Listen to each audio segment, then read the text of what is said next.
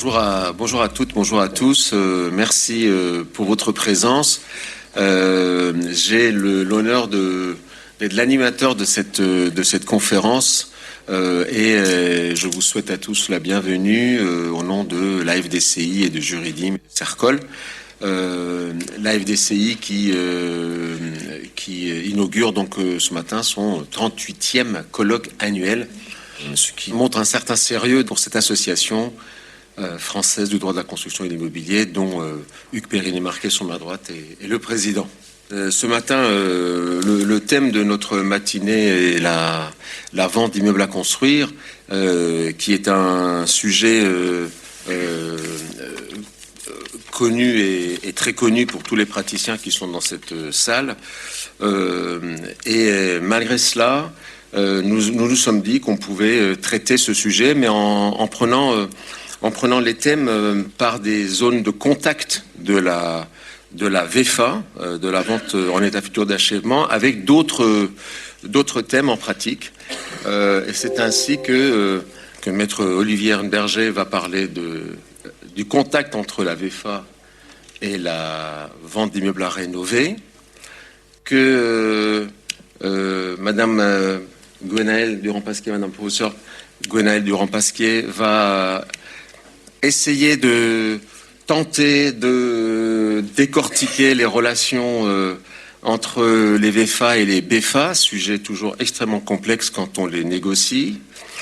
Que le professeur Hugues Perrinet-Marquet va aborder un sujet que nous allons tous rencontrer de plus en plus dans nos pratiques, c'est la VFA et les surélévations. Après la pause, nous allons, avec Vivien Zalewski-Sicard, évoquer la VFA et la préfabrication. Là encore, c'est un sujet très présent et surtout d'avenir, puisque, comme vous le savez, toute la politique actuelle pousse vers le hors-site et vers la préfabrication.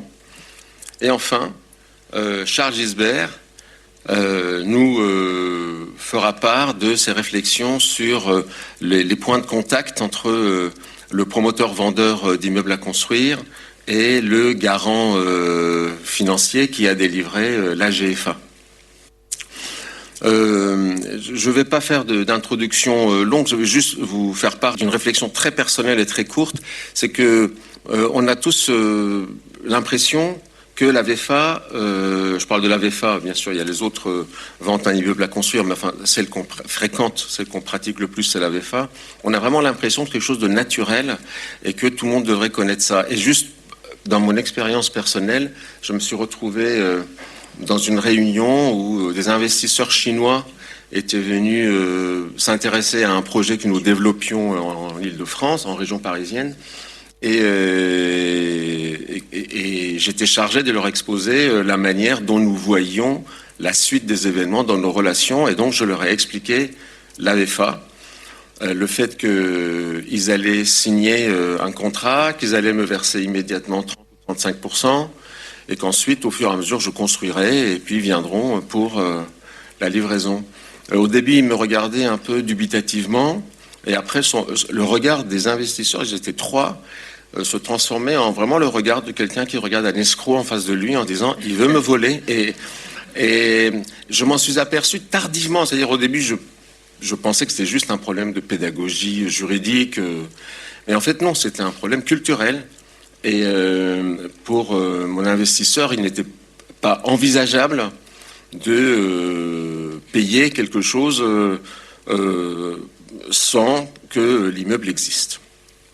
Voilà, donc une fois que je vous ai raconté ça, je passe la parole à Olivier Ehrenberger, s'il vous plaît, pour nous parler des VFA et des VIR. Merci, Monsieur le Président.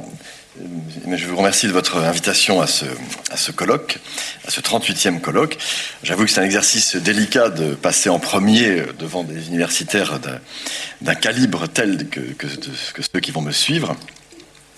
Je dois évoquer en effet les questions de relations que peuvent entretenir les deux contrats que sont la VFA et la VIR entre eux. D'abord rappeler, vous le savez, que la VIR, elle est venue combler un vide entre le trop et le trop peu, le trop à l'époque étant la VFA et le trop peu étant la vente de droit commun.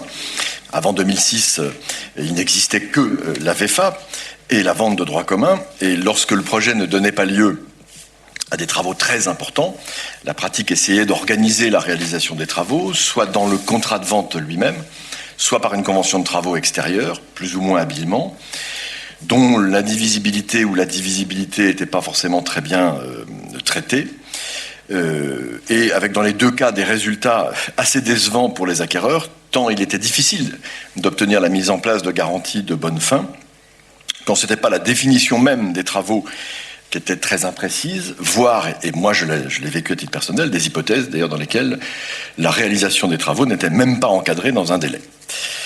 Conscient du fait qu'il n'était pas possible, hélas, parce que c'est un constat d'échec pour la pratique, il n'était pas possible d'organiser contractuellement les choses de manière suffisamment sérieuse pour les acquéreurs, le notariat a appelé à plusieurs reprises le législateur à créer un statut consacré à la vente d'immeubles à rénover. Ça a été fait dans 3 congrès, en 1981, en 1997 et en 2003.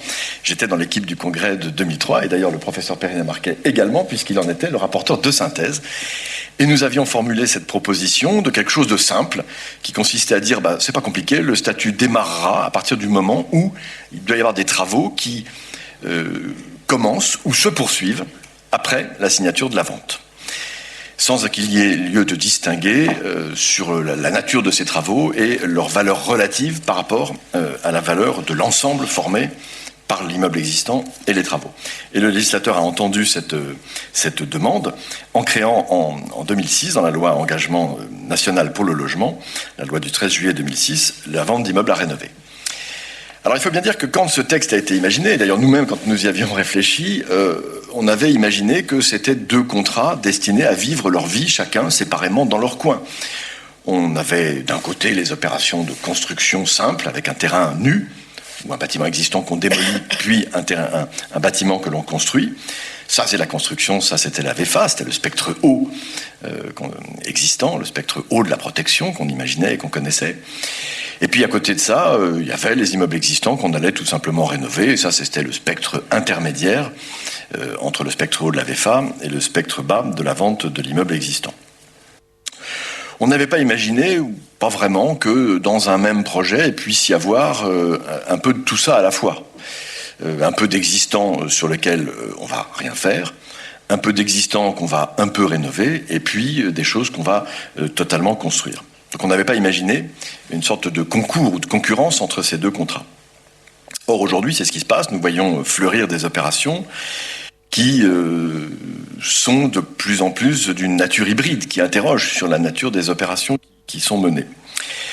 De plus en plus d'opérations hybrides qui font un peu perdre les repères des classifications traditionnelles. Alors il y a d'abord évidemment l'hypothèse de la surélévation verticale. Je n'en dis pas grand mot puisque ce sera évoqué par le professeur Perrinet-Marquet, mais qui elle-même recouvre, on le verra, plein d'hypothèses différentes selon qu'elles s'accompagnent ou pas de la restructuration du bâtiment existant et selon qu'elles s'accompagnent ou pas de la commercialisation du bâtiment existant à de nouveaux acquéreurs. Il y a l'hypothèse de l'extension horizontale. On n'y avait pas, nous, réfléchi à l'époque. On imaginait une ligne de maisons mitoyennes qui serait rachetée par un promoteur pour être agrandie ou pour que certaines d'entre elles soient agrandies de manière horizontale et pas les autres, et elles seraient toutes commercialisées à nouveau. Et il y a l'hypothèse qu'on commence à voir arriver de l'immeuble vertical qui existe, ancien, auquel on vient adosser un ouvrage totalement neuf, de la même hauteur, dans lequel certains appartements vont se trouver dans la partie ancienne, d'autres appartements dans la partie neuve, et certains appartements vont se trouver à cheval entre la partie ancienne et la partie neuve. Et ça, c'est une hypothèse qui existe, puisqu'il y a actuellement plusieurs opérations, dont une à Boulogne, qui est exactement ce cas de figure, avec des appartements dont l'entrée et le séjour sont dans la partie ancienne, et les chambres et les salles de bain dans la partie totalement neuve.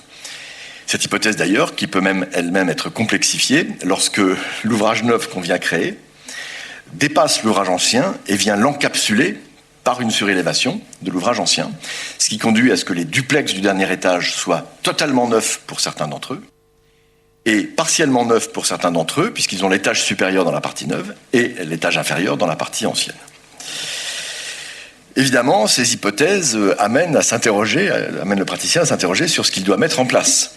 Je dis souvent qu'il se trouve un petit peu comme un canard qui aurait trouvé une poêle, c'est-à-dire qu'est-ce qu'il faut mettre en place comme opération. Est-ce qu'on peut imaginer qu'à l'intérieur de la même opération, il doive y avoir une sorte d'application distributive des contrats, et on appliquerait donc à certains d'entre eux, ceux qui sont dans la partie neuve, le contrat de VFA, et ceux qui sont dans la partie ancienne, le contrat de vente d'immeubles à rénover. À ma connaissance, il n'y a pas de jurisprudence qui est venue statuer sur ce point. On devrait donc pouvoir imaginer de faire cette application distributive. Est-ce que les textes nous aident à régler cette question ? À vrai dire, pas vraiment.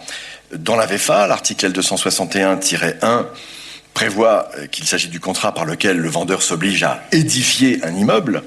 Oui, mais lequel ? L'immeuble stricto objet de la vente ou l'immeuble dans lequel s'inscrit l'objet de la vente ?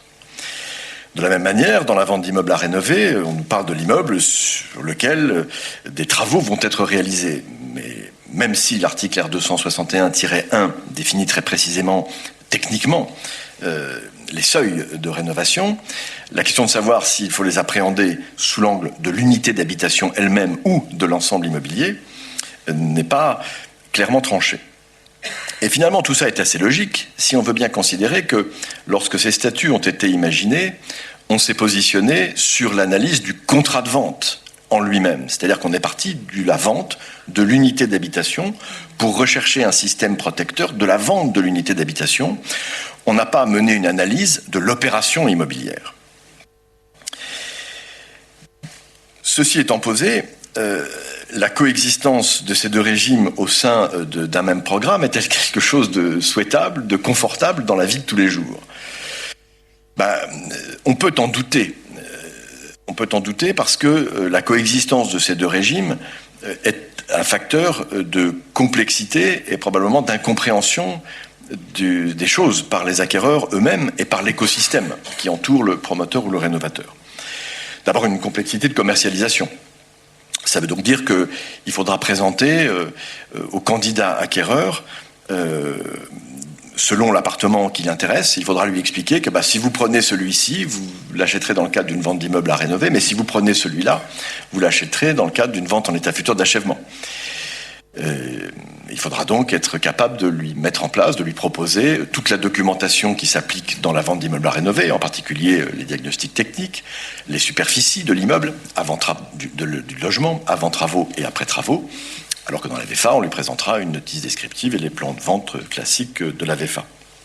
Et puis il faudra lui expliquer que selon celui qui l'achète, selon l'appartement qu'il décide d'acheter, les grilles de paiement qu'il aura, donc sa structure de financement ne sera pas exactement la même. Et puis s'il a la mauvaise idée de décider d'acheter les deux appartements, un dans la partie neuve et un dans la partie ancienne, il faudra lui expliquer qu'on lui fera signer probablement deux contrats et qu'il faudra qu'il en parle à son banquier parce qu'il est probable qu'il faudra que son banquier monte deux financements de nature différente. Et puis il faudra ensuite gérer la question de savoir si ces contrats et ces financements sont eux-mêmes divisibles ou indivisibles. Est-ce que c'est l'un sans l'autre ou est-ce que c'est l'un forcément avec l'autre ? Cette dichotomie, on le voit bien, elle est pas très confortable pour l'acquéreur et pour le commercialisateur. Complexité également dans la mise en place de la garantie d'achèvement, des garanties de bonne fin. Il faudra que le garant, et s'il y en a dans la salle, ce serait intéressant d'avoir cette discussion avec eux, soit capable de produire soit deux garanties en parallèle, l'une pour les gens qui vont acheter en VFA dans le programme et l'une pour les gens qui vont acheter en vente d'immeubles à rénover, ou alors un instrumentum qui serait capable de couvrir les deux hypothèses et qui donc serait déclenché par les acquéreurs en VFA au titre de la garantie de l'habitabilité, puisque la garantie d'achèvement de la VFA est une garantie de l'habitabilité, et par les acquéreurs en VIR au titre de la garantie de la conformité des travaux, puisque la garantie de bonne fin dans la vente d'immeubles à rénover est une garantie de conformité des travaux. On voit que pour le garant de l'achèvement, c'est peut-être pas quelque chose, un facteur de simplification de l'opération. Et puis d'autres questions, probablement. Je les ai d'ailleurs probablement pas toutes identifiées, mais une autre question qui m'est venue à l'esprit, c'est celle de la copropriété, de l'entrée en vigueur de la copropriété. Parce que s'il existe des dispositions dans la loi de 65, à l'article 1.1, qui disent que on repousse le fonctionnement de la copropriété dans la VFA à la première livraison. Il n'y a pas de disposition similaire dans la vente d'immeubles à rénover. Alors, qu'est-ce que ça veut dire? Ça veut dire qu'on se trouverait avec une copropriété qui fonctionnerait, dit le texte, qui fonctionnerait à l'égard des gens qui ont acheté dans le cadre d'une vente d'immeubles à rénover, mais qui ne fonctionnerait pas, qui serait gelée à l'égard de ceux qui ont acheté dans le cadre d'une vente en état futur d'achèvement. On voit bien que c'est totalement absurde, et que donc, il y a des questions qui se posent, qui permettent difficilement d'envisager la cohérence de ces deux opérations. Et d'ailleurs, on verra que lorsque le législateur lui-même a envisagé les questions d'incohérence, il a plutôt cherché à mettre en place une forme de cohérence.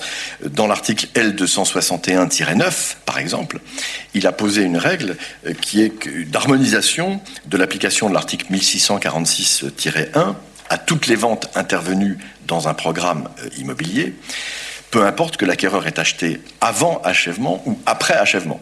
Ceci pour dire que si la question était posée au législateur, on ne peut pas dire qu'il refuserait a priori une idée de rechercher une certaine forme d'harmonisation. Je pense donc qu'il serait intéressant d'arriver à une solution qui évite que ces deux contrats se télescopent et soient amenés à vivre en concurrence à l'intérieur d'une même opération immobilière. Comment y arriver? Alors il me semble qu'il y a deux pistes ou deux idées dont il faudrait débattre tous ensemble. Une première idée qui serait celle d'exclure purement, simplement, définitivement les opérations d'agrandissement, c'est-à-dire d'aller jusqu'au bout de la règle exprimée par l'article L262-1 alinéa 3, c'est-à-dire que la vente d'immeubles à rénover ne devrait jamais s'appliquer dès lors que l'opération comporte un agrandissement de l'immeuble existant. Je crois que c'est l'idée exprimée par Vivien Zalewski-Sicard. Il aura peut-être l'occasion de nous en dire quelques mots. C'est-à-dire que dès qu'il y a une augmentation du volume de l'immeuble existant, que ce soit sur le plan vertical ou horizontal, eh bien, la totalité de la commercialisation devrait pouvoir relever de la vente en état futur d'achèvement. Et si c'était nécessaire, peut-être que le pouvoir réglementaire pourrait venir définir ce que sont des travaux d'agrandissement, comme il a défini en son temps ce qu'étaient des travaux de rénovation. Pour l'aider dans cette voie, on pourrait lui suggérer que des travaux d'agrandissement, qu'une opération d'agrandissement pourrait être celle qui a pour effet de créer de la superficie de plancher, par exemple, au sens de l'article R111-22 du Code de l'urbanisme, et lui dire d'aller rechercher peut-être plutôt dans les superficies d'ailleurs du Code de l'urbanisme que dans les superficies du Code de la construction. Pourquoi? Parce qu'aller rechercher dans les superficies du Code de la construction comme la superficie habitable, ça pourrait avoir pour effet de faire rentrer dans la VFA des opérations qui ne créent pas un agrandissement, mais qui changent la destination en transformant du bureau en surface habitable, par exemple, sans pour autant créer de la surface physiquement. Donc je pense que les superficies de référence seraient plutôt à aller chercher dans le Code de l'urbanisme, mais c'est un sujet dont il faut discuter. On pourrait aussi s'interroger sur la nécessité de définir un seuil de cet agrandissement. Est-ce qu'on basculerait dans la VFA parce que sur un immeuble de 1000 m², on a créé 2 m² supplémentaires? C'est une question. J'ai tendance à dire que non, il n'y aurait pas besoin de seuil. Adoptons une règle simple et pragmatique. Parfois, notre système juridique manque de simplicité et de pragmatisme. Adoptons une règle simple et pragmatique et décidons que dès qu'il y a un agrandissement, on basculerait dans la VFA. Mais c'est une question qui mérite d'être débattue. Il faut être méfiant des seuils, parce que les seuils, comme vous le savez, ont souvent pour effet de créer des effets de seuil qui sont souvent plus nuisibles que les avantages que les seuils veulent atteindre. En tout cas, cette première règle aurait le mérite de la simplicité et de faire sortir un grand nombre d'opérations de ce schéma de télescopage que j'évoquais tout à l'heure, et puisqu'on les confierait, on les rattacherait au régime de la VFA. Il n'en demeure pas moins que même si on aurait réglé dans cette hypothèse une grande partie des opérations, parce que dans la plupart des opérations il y a toujours un petit peu d'agrandissement, il y a quand même des opérations dans lesquelles il n'y a pas d'agrandissement, et celles-là pourraient toujours donner lieu à un conflit ou à une application distributive des deux contrats. Donc il faudrait quand même régler ces secondes hypothèses, cette hypothèse-là. Et là, il me semble qu'il faudrait justement adopter une approche globale. Ce serait la méthode globale. La méthode globale appliquée au projet de construction. Ça rappellera de mauvais souvenirs à ceux qui avaient des enfants qui étaient à l'école dans les années 70. La méthode globale n'a pas laissé forcément de très bons souvenirs, mais là, on pourrait imaginer une méthode globale de l'appréhension du programme immobilier, de ne pas se placer à l'échelle du contrat de vente, mais à l'échelle de l'opération immobilière, pour, dans un premier temps, déterminer si l'opération immobilière considérée dans son ensemble est plutôt une opération de rénovation, au sens des critères que nous connaissons, ou plutôt une opération de construction. Cette mission, d'ailleurs, pourrait être confiée à l'homme de l'art, le code pourrait confier à l'homme de l'art de la VIR, qui existe dans la VIR, cette nouvelle mission de détermination d'une sorte de critère de rattachement, si je puis dire, de catégorie de rattachement de l'opération dans son ensemble.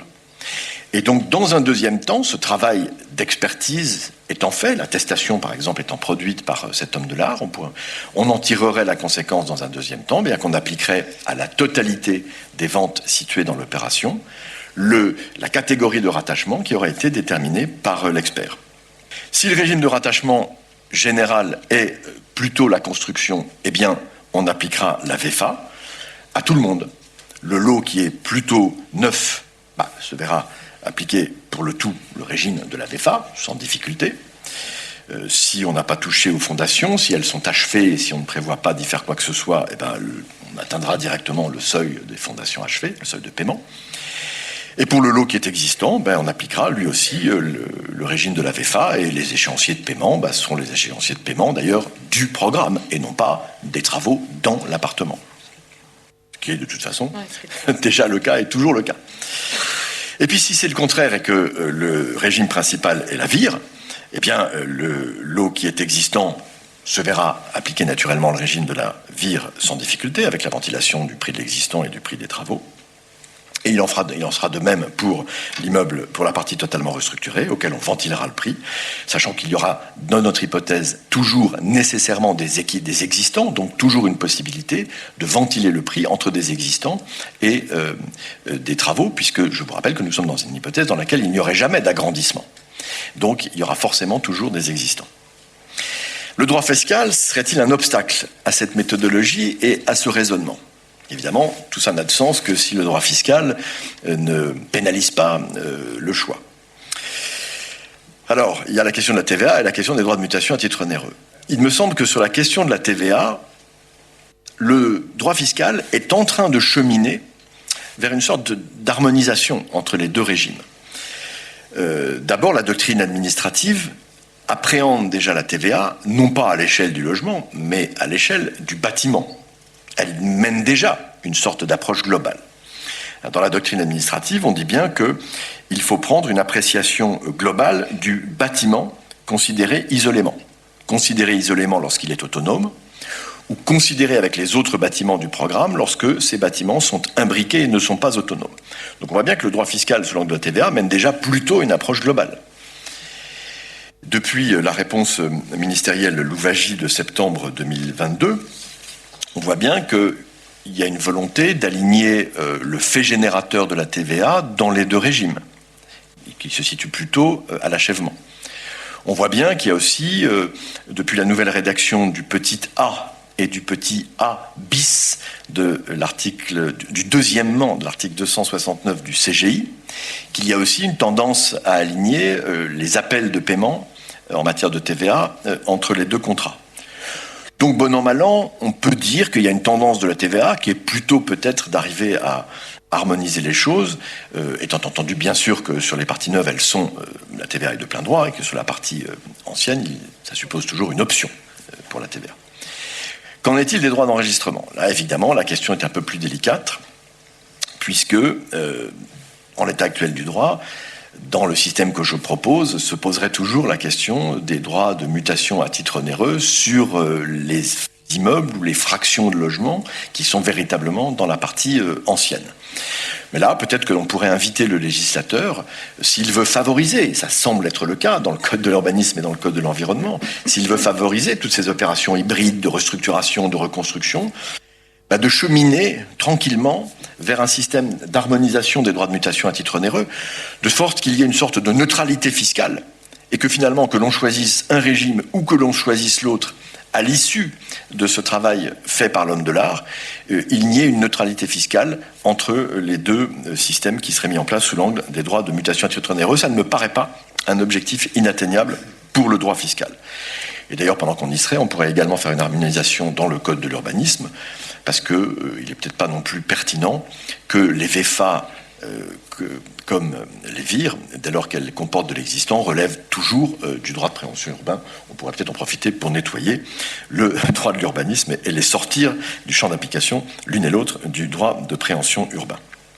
On voit donc qu'on pourrait avoir intérêt à harmoniser ces deux contrats de VFA et de VIR, ce qui pourrait nous amener, mais ça pourrait être d'ailleurs l'objet d'une autre intervention, à se poser la question de savoir s'il y a toujours une pertinence à ce que ces deux régimes juridiques continuent à exister.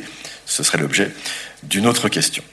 À l'occasion de cette première étape, en tout cas d'harmonisation, je pense qu'il pourrait être aussi intéressant de se poser la question du régime des garanties et des assurances qu'il y a sur les existants. Parce que si ces deux contrats ont aujourd'hui un point commun, c'est celui-là, me semble-t-il, c'est que les contrats, lorsque la VFA, oui, comporte des existants, bien entendu, ce qui est notre cas, notre exemple, dans les opérations hybrides, ce qui me paraît aujourd'hui être un point de fragilité du droit de la vente, c'est la prise en compte du régime juridique et du régime assurantiel de ces existants, en particulier des fondations, dont on observe que dans de nombreuses opérations, elles ne font pas l'objet d'audits techniques, et que là, il y aurait peut-être un intérêt. Ces existants me semblent présenter pour les acquéreurs un certain niveau de risque, et il serait peut-être intéressant que le droit s'en empare de manière plus précise. Je vous remercie.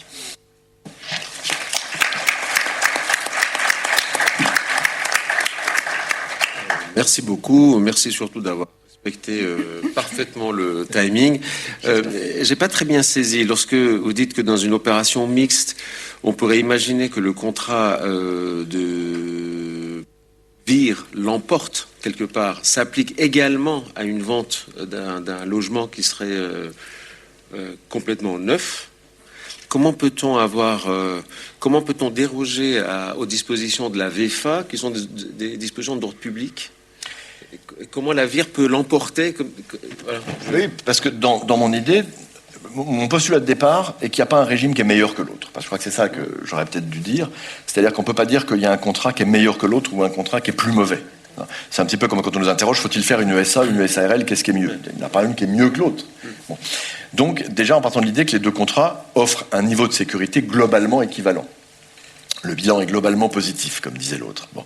Donc, si on part de ce postulat, il n'y a pas d'inconvénient à basculer dans un régime ou dans l'autre. Ben oui, le postulat serait celui-là, c'est de dire que, puisque nous sommes dans une opération dans laquelle il n'y a pas d'agrandissement, je rappelle ce préalable, il n'y a pas d'agrandissement, donc il n'y a rien qui va être construit sur du vide. Il y a donc en toute hypothèse des existants. Dans cette hypothèse des existants, ce serait de dire oui, on aura déterminé qu'à l'échelle de l'opération, puisque l'opération est plutôt une VFA ou plutôt une VIR, eh bien, si c'est la VIR qui l'emporte, en effet, tout le monde serait placé sous le régime de la VIR. En réalité, c'est une approche de l'ensemble immobilier, c'est-à-dire que l'approche collective universaliste, c'est-à-dire collective de l'ensemble immobilier, l'emporterait sur l'approche individuelle de l'unité d'habitation achetée par monsieur Untel. Oui, c'est bien ça, l'astuce, c'est de dire qu'il n'y a pas d'extension, parce que sinon on rentre dans des choses très compliquées. On était dans l'hypothèse 1. Exactement. Ouais, voilà. Dans mon hypothèse 1, l'agrandissement chasserait la VIR. Exactement. Dès lors que je crée quelque chose, que je crée de la matière sur du vide, alors c'est une VFA. Madame Gwenaëlle Durand-Pasquier, pour évoquer quelque chose que la pratique a inventé et que la pratique vit, alors pas dans le secteur du logement, c'est plutôt dans le secteur tertiaire, c'est-à-dire l'existence même du contrat de BFA. Mais là, on va pas parler de BFA, on va parler du mariage ou du point de rencontre entre les VFA et les BFA, sachant qu'en plus, dans le temps, vous allez certainement le dire, dans le temps, ils sont pas au même moment et on ne les négocie pas au même moment avec un preneur et avec un acquéreur. Je vous laisse la parole. Ça a marché, oui. Bonjour à tous, merci beaucoup Monsieur le Président. Je suis également absolument ravie de participer à donc, ce 38e, je n'avais pas conscience que c'était le 38e colloque annuel de la FDCI. Alors effectivement, après l'articulation du neuf et de la rénovation et toutes les questions que cela pose, c'est d'un autre couple, au rapport également complexe, dont je vais vous parler.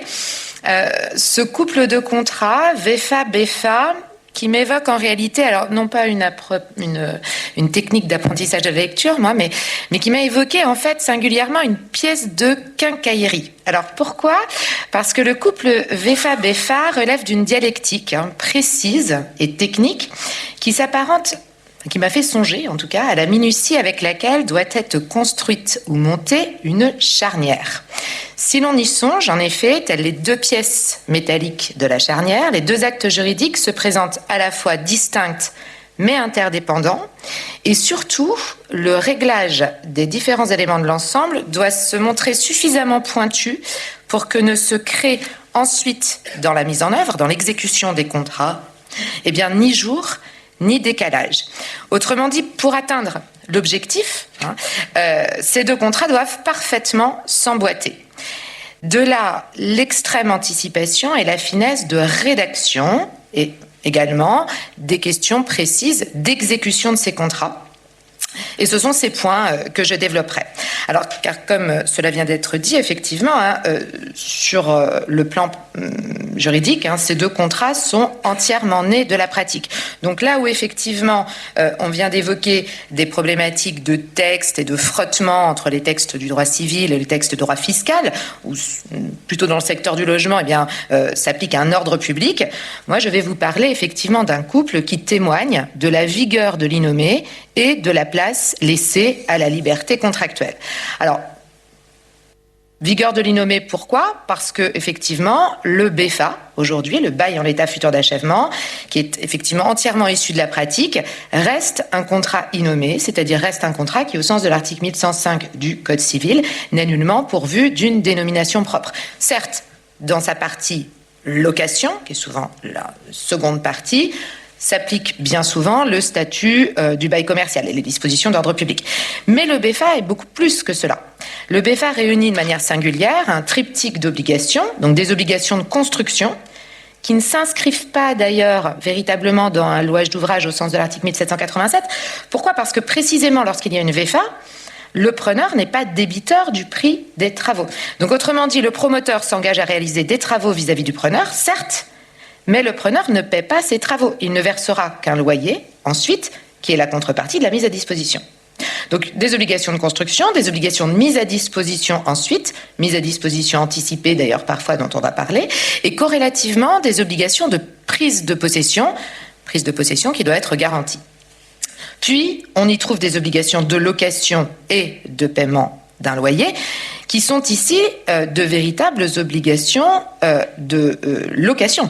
C'est-à-dire que contrairement à une promesse de bail, effectivement, le BEFA engage déjà à des obligations définitives, alors moyennant la réalisation des conditions, bien sûr, des obligations définitives de mettre à disposition et de louer. Donc, vigueur de l'innommé, vigueur également de la liberté contractuelle. Pourquoi ? Parce que comme cela vient d'être dit, effectivement, alors la VEFA, c'est un contrat nommé. Donc effectivement, les VEFA que l'on va rencontrer dans le couple, ce sont des actes qui doivent correspondre à l'article 1601-3 du Code civil, pour l'instant, puisque le projet de réforme des contrats spéciaux envisage de chasser ce texte, mais on aura toujours l'article L261-3 du Code de la construction et de l'habitation. Et effectivement, ces VEFA, dans le couple VEFA-BEFA, se développent dans le domaine du commerce, des bureaux, en passant par l'hôtellerie, les entrepôts, les établissements scolaires ou hospitaliers.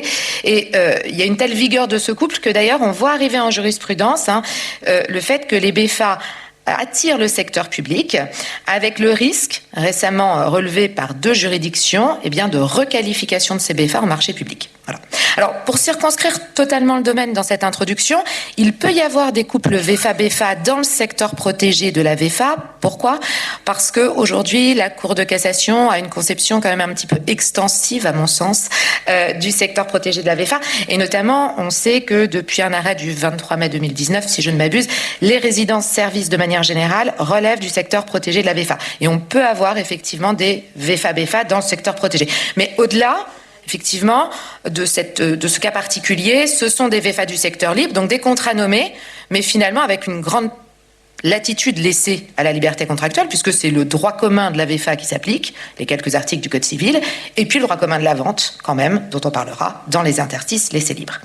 Donc, vigueur de l'innommé, vigueur de la liberté contractuelle, et puis vigueur de ce couple. Vigueur de ce couple, alors couple qui se développe dans un silence relatif de la doctrine. Il y a très peu d'écrits sur ce couple VFA-BFA, alors qu'en revanche, il y a quand même un petit filet de contentieux. Alors pourquoi vigueur de ce couple aujourd'hui ? Je crois qu'il y a une convergence de facteurs qui font que, effectivement, on voit que le binôme tend encore à se développer. La période est aux questions de coût, évidemment. Les crises sanitaires, militaires ont augmenté le coût de la construction. Personne n'ignore bien sûr l'augmentation du coût du crédit, donc du coût du financement, ce qui pose des questions de rentabilité de la construction et de l'investissement. De là l'avantage du couple VFA-BFA. Pourquoi ? Parce qu'il permet aux investisseurs de n'acheter que des immeubles dont ils savent qu'ils seront loués, avec à la clé une connaissance assez précise, pas complète, mais assez précise de la rentabilité. La période est ensuite à l'évolution des pratiques d'exploitation. On compte aujourd'hui des milliers de mètres carrés de bureaux vacants, le télétravail s'installe, on voit encore se développer le recours au commerce en ligne, le développement des entrepôts. La période est également aux contraintes environnementales et aux attentes environnementales, ça va dans les deux sens, c'est-à-dire il y a effectivement les normes de construction, il y a également la perspective ZAN qui arrive, et puis il y a des exploitants qui veulent exploiter des bâtiments vertueux, et là aussi, pour ces deux raisons, eh bien, on trouve une vigueur du couple VFA-BFA, car ne seront construits que des immeubles spécifiques, bien souvent spécifiés par les exploitants eux-mêmes. Et donc, l'ensemble de ces facteurs fait que ce rapport entre VFA et BFA me semble, en tout cas, à entendre les recours de la pratique, les retours de la pratique, de plus en plus fréquents. De plus en plus fréquents avec toujours cet objectif, en fait. L'idée qu'on ait une conformité entre la chose louée et la chose vendue, et l'idée qu'on aboutisse à une rentabilité.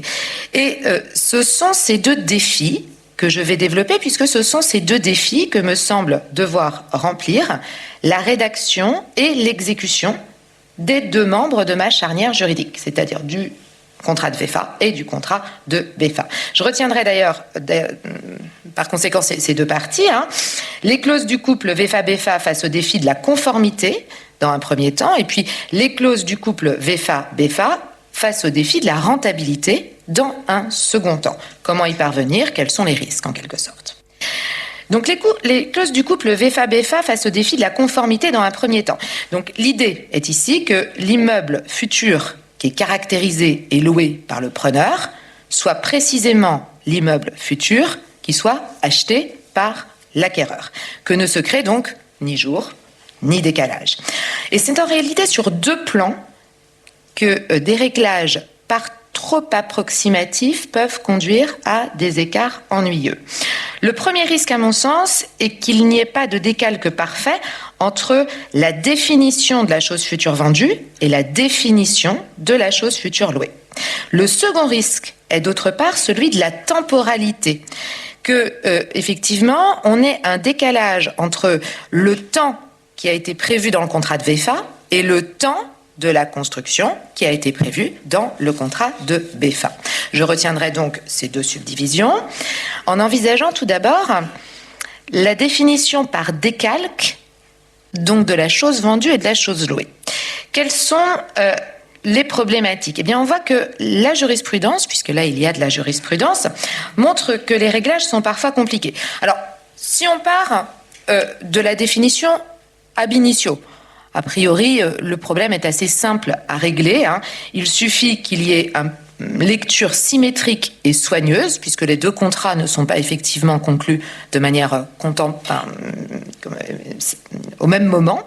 Il suffit qu'il y ait une lecture soigneuse, effectivement, et symétrique des deux actes. Et tout dépendra de la chronologie de l'opération. Soit la VFA a été conclue en premier, et c'est le BFA qui devra se calquer sur les clauses de la vente, avec les petites questions quand même de travaux d'aménagement laissés au preneur. Voilà. Soit c'est le BFA qui a été conclu en premier et le promoteur doit vendre à l'acquéreur très précisément la construction prévue. Voilà. Ce parallélisme est plus compliqué quand on envisage la question de la définition progressive de la chose vendue. Pourquoi ? Parce que dans le cadre du couple, l'intérêt, notamment au niveau du BFA, c'est que l'on ait un immeuble qui soit véritablement adapté au preneur. Ce qui conduit à délivrer au preneur la faculté de modifier en réalité ou de faire évoluer la chose au cours de la construction. Et ceci par deux viatiques. Le premier viatique, ce sont les travaux modificatifs. Preneur, on dit TMA, mais souvent c'est preneur. Et puis le deuxième viatique, ce sont les travaux d'aménagement. Alors, sur le premier viatique, on voit effectivement que cette possibilité de laisser au preneur, qui est très importante, la faculté de modifier les travaux en cours de construction peut poser des problèmes ensuite de conformité. C'est perceptible en jurisprudence. J'ai trouvé au moins 2 arrêts. Alors, beaucoup de la Cour d'appel de Versailles. La Cour d'appel de Versailles, dans un arrêt du 5 novembre 2020, par exemple, a été saisie de travaux modificatifs qui étaient demandés par le preneur, qui avaient causé des troubles tels aux voisins que finalement cela avait empêché la livraison sereine et dans les temps au profit de l'acquéreur. Dans une décision du 7 juin 2018, c'est l'implication du preneur, c'est un risque dans les travaux modificatifs, qui a été tel qu'il a fini par être condamné au titre d'une immixtion. En fait, il a pris le rôle de maître d'œuvre pour ces travaux modificatifs, qui n'étaient pas des travaux d'aménagement, conduisant effectivement à des problématiques de conformité.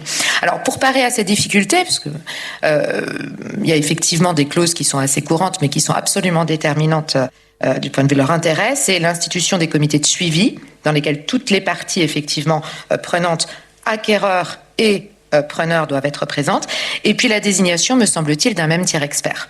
Le deuxième viatique qui peut poser des problèmes de conformité, parce que c'est une faculté laissée aux preneurs, ce sont les fameux travaux d'aménagement. Des travaux d'aménagement qui sont souvent réalisés dans le cadre d'une mise à disposition anticipée. Et alors là, effectivement, il y a un certain nombre de questions sur quels sont les aménagements que le preneur va pouvoir réaliser, et puis des questions également qui ne sont pas complètement réglées, c'est dans quel cadre juridique va-t-il réaliser ces travaux d'aménagement ? Autrement dit, si les travaux d'aménagement sont d'une importance telle, mais on sait que le critère aujourd'hui est questionné, qu'ils constituent un ouvrage immobilier, qui est maître d'ouvrage au sens contractuel de ces travaux d'aménagement ? Au sens contractuel, ça me semble être le preneur, si c'est lui qui signe les marchés privés de travaux avec ses entreprises. Qui est ensuite le maître de l'ouvrage ? Du point de vue de l'obligation de souscrire les assurances obligatoires. Et qui est ensuite, en cas de désordre après réception sur ces travaux d'aménagement, le maître de l'ouvrage au sens de celui qui a la qualité, même pas maître d'ouvrage, celui qui a la qualité pour agir en garantie décennale. Les choses ne sont pas complètement réglées.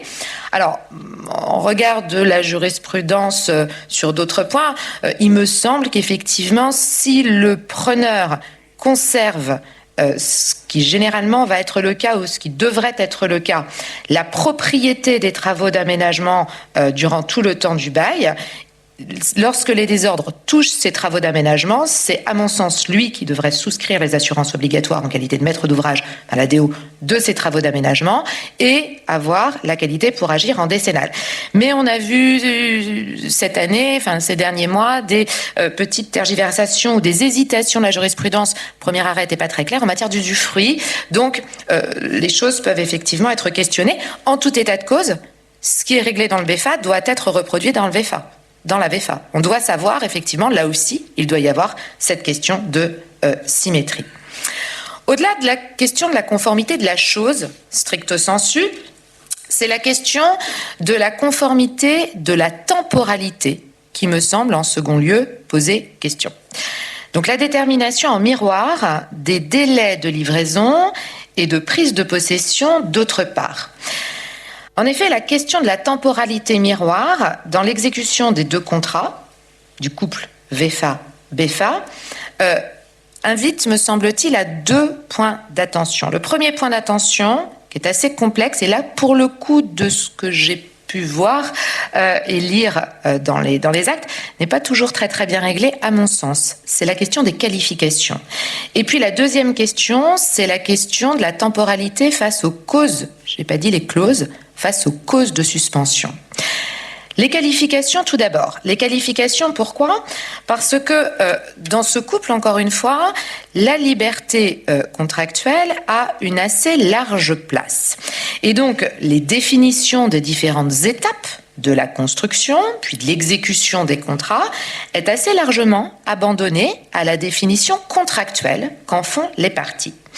Sauf que lorsque l'on utilise les mêmes mots dans les deux actes, il me semble qu'il est absolument déterminant que ces mêmes mots correspondent à la même réalité matérielle et juridique. Ce qui fait qu'il y a au moins 4 définitions qui me semblent importante. La première, c'est l'achèvement, on en a parlé. Alors, si on est en secteur libre, l'article R261-1 du Code de la construction et de l'habitation ne s'applique pas. Donc, on a une définition en général qui est contractuelle de l'achèvement, soit par soustraction, c'est ça, on part de R261-1 parce que ça rassure, et puis on soustrait ou on ajoute à R261-1, soit on a une définition qui est complètement, où on augmente, au contraire, R261-1. On est libre. Reste qu'il est bon que l'achèvement de la chose tel qu'il est défini dans la VFA soit l'achèvement de la chose qui soit le même niveau de stade d'exécution des travaux dans le BFA. Et cet achèvement va se distinguer d'une deuxième définition qui est celle de la livraison. Alors la livraison, pour moi, c'est une qualification qui ressort du rapport d'obligation de la vente de la VFA. C'est la remise de la chose à l'acquéreur. Or, on entend souvent parler de livraison dans le BFA. Non, la livraison, pour moi, elle peut être évoquée dans le BFA, mais c'est la remise de la chose à l'acquéreur. On parle de délivrance et de délivrance conforme. Et cette livraison, elle peut correspondre à une livraison matérielle, un stade matériel d'avancée des travaux, mais elle peut également correspondre à une définition qui va au-delà de la définition matérielle. On a effectivement des hypothèses, puisque l'objectif c'est la rentabilité, où la livraison dans la VFA, c'est un stade matériel d'avancée des travaux, des autorisations administratives qui ont été obtenues et la présence du preneur en place. C'est-à-dire la livraison conforme, c'est vis-à-vis de l'acquéreur un bien suffisamment achevé, définition différente, et avec un preneur en place. Ce qui distingue l'achèvement et la livraison de la prise de possession. La prise de possession, à mon sens, est une qualification qui ressort du rapport d'obligation du bail, qui peut être tout à fait distincte de celle de la livraison et de celle de l'achèvement, et qui bien souvent, d'ailleurs, doit donner lieu, c'est très important, puisque l'objectif, c'est encore une fois la rentabilité, eh bien, d'une garantie de prise de possession qu'il faut distinguer de la garantie de paiement des loyers ensuite. Et ces 3 notions, achèvement, livraison, prise de possession, se distinguent d'une dernière qui est importante, qui est la réception. Alors là, la réception, eh bien, c'est une qualification nommée, c'est une qualification juridique. C'est l'article 1792-6. Elle ressort du rapport d'obligation, cette fois, entre le maître d'ouvrage et les architectes et entreprises. Effectivement, on n'a pas de marge de manœuvre véritablement sur la définition de cette réception, sauf que cette réception, elle entraînera bien évidemment des conséquences dans les autres rapports d'obligation, notamment dans la vente pour les garanties. Donc la première question sur la temporalité, c'est la question, me semble-t-il, d'une symétrie ou en tout cas d'une qualification très précise des différentes étapes de cette construction. Et puis la deuxième problématique de conformité relève de la question des causes de suspension. Alors sur cette question, 2 points. La première, c'est les fameuses cas de force majeure et liste de causes légitimes de suspension. C'est bien qu'elles soient identiques, sinon il y a forcément quelqu'un qui va faire tampon et donc qui va prendre les indemnités de retard sur lui, bien évidemment. Mais au-delà, les difficultés quand on voit la jurisprudence ou des problématiques, parce qu'on ne part pas toujours en jurisprudence, mais en tout cas de transactions, c'est toutes les questions de temporalité qui vont être liées, par exemple, à un choix d'échantillon par le preneur, qui va retarder d'autant, finalement, la construction et donc la livraison, des travaux modificatifs demandés par le preneur, et qui vont effectivement retarder la réalisation des travaux. Et c'est là que l'on, effectivement, doit, me semble-t-il, mettre un point d'attention sur, encore une fois, cette conformité. Donc, une première question générique j'ai dû faire des choix sur ce couple VFA-BFA, c'est la conformité dans la définition de la chose et dans la temporalité, on va dire, de la construction. La deuxième question générique, c'est évidemment la question, en second lieu, du défi que doit remplir le couple VFA-BFA par rapport à l'objectif de rentabilité. Puisque, tout comme effectivement ma métaphore de la charnière, le couple VFA-BFA poursuit un objectif commun qui est la rentabilité. Alors pour l'acquéreur, c'est évident, l'intérêt réside dans l'acquisition d'un immeuble futur, certes, mais déjà loué, on l'a vu, et avec une rentabilité qui bien souvent n'est que déterminable, mais qu'on va essayer quand même de circonscrire au plus près. Pour le preneur, il y a une rentabilité qui existe également, puisque l'intérêt réside dans la location d'un immeuble adapté, avec des loyers fixés, qui sont bien souvent fixés en fonction d'une surface, qui est souvent la surface utile brute locative, qui est caractérisée vraiment suivant ses besoins. Alors, comment préserver ou quels sont les écueils qui peuvent donner lieu à remettre en cause ou déstabiliser cet objectif de rentabilité? À mon sens, il y a 2 points d'attention. Le premier point d'attention est celui des clauses de fixation et de variation du prix et des loyers, bien évidemment. Et puis le deuxième point d'attention, qui est peut-être moins évident, mais qui existe, c'est la rentabilité par rapport aux clauses de pénalité. Alors, premier point d'attention, la rentabilité à l'aune des clauses de fixation du prix et des loyers. S'agissant du bail, tout d'abord, quand on regarde le contentieux, à la lecture du contentieux, on se rend compte qu'il y a un certain nombre de questions sur, effectivement, les loyers dans le cadre du BFA, avec 2 questions distinctes, la question de l'actualisation et la question de l'indexation. La question de l'actualisation, en réalité, donc l'actualisation, ça consiste à, au départ, dans le BFA, d'avoir un loyer qui n'est que déterminable, voilà, et que l'on va déterminer au jour de la prise de possession, par rapport à un certain nombre de critères, qui vont être des critères, alors qui peuvent être de temps, mais qui sont souvent des critères, effectivement, d'adaptation, effectivement, à la surface réellement mise à la disposition du preneur. Donc là, on a effectivement une question d'actualisation qui se distingue des autres clauses que l'on va trouver plutôt dans la seconde partie du BFA, qui sont les clauses d'indexation des loyers. Et sur les clauses d'indexation des loyers en matière de BFA, se rencontrent un certain nombre de difficultés qui effectivement sont liées à l'application du bail commercial et à l'application du Code monétaire et financier. Pourquoi ? Eh bien parce qu'à la suite d'un arrêt, dans le sillage d'un arrêt rendu par la Cour de cassation le 14 septembre 2017, on a un certain nombre de décisions de juges du fond qui ont fini par réputer non écrites des clauses d'indexation des loyers qui étaient rédigées, qui avaient été stipulées dans les BFA.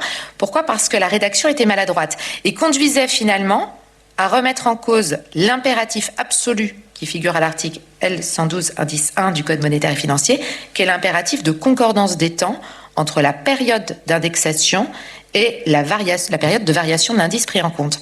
Dans le BFA, on va fixer effectivement une date prévisible d'exécution des travaux.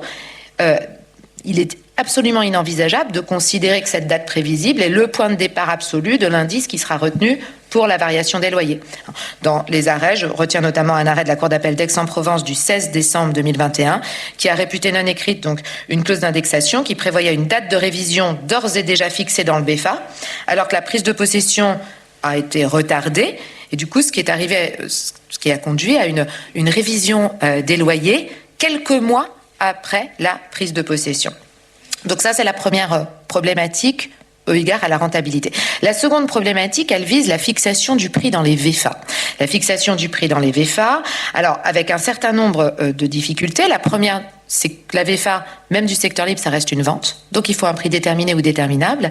Et que si le prix, effectivement, c'est un prix qui n'envisage en réalité que la rentabilité, il faut quand même qu'on ait une équation qui soit suffisamment sécurisée pour que le prix soit déterminable et pas un prix qui soit absolument indéterminé. Donc déterminable par rapport aux locataires qu'on aura trouvés, au loyer que ces locataires seront en mesure de payer, etc. La deuxième question par rapport à cette rentabilité, elle est liée aux échéances. Elle est liée aux échéances. Alors, on est en secteur libre de la VFA, donc les seuils de l'article R261-14, si je ne m'abuse, du Code de la construction, donc c'est le numéro 1, ne s'applique pas, bien évidemment. Reste que 2 points. Premier point, si l'acte s'intitule VFA, il me semble qu'il est consubstantiel à la qualification de la VFA, au regard de la définition de la VFA, qu'on ait un paiement qui soit pas complètement comptant ou pas complètement à terme. Dans la définition même de la VFA, sinon, c'est pas que c'est interdit, c'est que c'est pas une VFA. C'est-à-dire que j'ai une contradiction entre l'intitulé de mon acte et effectivement la définition de la VFA qui indique qu'on a un prix qui est payé au fur et à mesure de l'avancée des travaux. Et puis aujourd'hui, des clauses qui se développent, qui me posent un certain nombre de questions. Ce sont des clauses, alors je dois ici rendre à César, en tout cas la connaissance de ces clauses me vient de Maître Anne Berger qui me les a présentées il y a à peu près 8-9 mois. Ce sont des clauses de rémunération par les acquéreurs, de rémunération par les vendeurs des acquéreurs en VFA en cours de construction. Alors concrètement, je comprends très bien l'objectif. L'idée, c'est de se dire, voilà, moi en tant qu'acquéreur, je vais verser des sommes en cours de construction, et bien ces sommes, si elles étaient placées sur un compte, elles seraient productives d'intérêt. Et donc le fait que j'accepte de payer ces sommes en cours de construction constitue une forme d'avantage que j'octroie en quelque sorte à mon vendeur, et donc cet avantage doit me le rémunérer en me versant des intérêts. Bon, certes. Alors, je ne vois rien qui, dans le droit de la VFA secteur libre, me pose des problématiques par rapport au texte. Mais je trouve quand même qu'il y a une acculturation assez nette, avec effectivement la conception originaire de la VFA, et 2, je me pose quand même des questions ensuite de savoir, mais quel est le prix déterminé, véritablement? Une acculturation assez nette parce que, en 67, ces prix, elles ne sont pas conçus comme des avances. L'acquéreur en VFA, il devient propriétaire au fur et à mesure de la réalisation des travaux par la technique de l'accession civile immobilière. Donc ce ne sont pas des avances. Ce sont des paiements de travaux réalisés dont il est propriétaire. Donc c'est un petit peu étonnant de les voir comme des avances. C'est une approche qui est plus financiarisée qu'une approche immobilière, en réalité. Bon, mais encore une fois, pas d'obstacle absolu. Non, la question que je me pose, c'est, mais du coup, le prix, c'est quoi? Et comment je considère que le prix est véritablement déterminé? C'est-à-dire que ces intérêts qui sont versés, est-ce que je ne dois pas considérer que finalement, à terme, ils doivent être déduits du prix qui a été payé? Donc, est-ce que mon prix est déterminable au moment de la VFA, sachant que je ne sais pas combien d'intérêts je verserai, puisque tout ça c'est très très indexé, et je ne sais pas quand est-ce que ce sera livré, première question. Et deuxième question, elle est fiscale. Si je revends, je pars de quel prix de base pour la plus-value? Est-ce que je pars du prix qui est affiché dans les actes, ou est-ce que je pars du prix duquel je dois enlever la totalité des intérêts qui ont été versés, puisque finalement, ce que j'ai payé, on me l'a en partie rémunéré, donc en partie remboursé. Bon, je laisse là aussi le soin, effectivement, aux questions, au débat de la salle, de pouvoir répondre à ces questions. Et je terminerai donc sur un dernier point s'agissant de la rentabilité. C'est la rentabilité à l'aune des clauses de pénalité. Alors, en effet, le couple VFA-BFA, c'est un outil d'anticipation. L'objectif, c'est de savoir effectivement combien va me rapporter l'immeuble que j'achète, ce qui pose des questions si effectivement on a des clauses de tolérance ou des clauses résolutoires. Bien souvent, on a quand même des clauses de tolérance qui sont assez faiblement admises, mais qui peuvent être admises. Dans le contrat de BFA, on va avoir des clauses de tolérance si la surface utile brute locative mise à disposition est finalement un peu plus petite. Quand on est dans la tolérance admise, la rentabilité pour l'acquéreur est conservée, puisque les loyers ne bougent pas. Quand on est au-delà de la tolérance, ce qu'il faut regarder, c'est quelle est la pénalité, finalement. Est-ce que la pénalité, c'est une réduction des loyers? Et dans ces cas-là, quid sur le prix et quid sur la rentabilité? Et puis, dernière question, si la sanction, ce n'est pas la réduction des loyers, mais tout simplement la possibilité pour le preneur de demander la résolution du BFA, est-ce que, par automatisme, via notamment l'article 1186 du Code civil, donc l'interdépendance des contrats, cette disparition du BFA doit entraîner ou non systématiquement la disparition de la VFA. Voilà, autant de questions qui fait que, comme ma pièce de quincaillerie, comme ma charnière, il me semble que les points d'attention dans un cadre de liberté contractuelle que pose effectivement le couple, eh bien, ce sont des points d'attention sur le réglage des deux éléments en réalité de ce couple. Je vous remercie.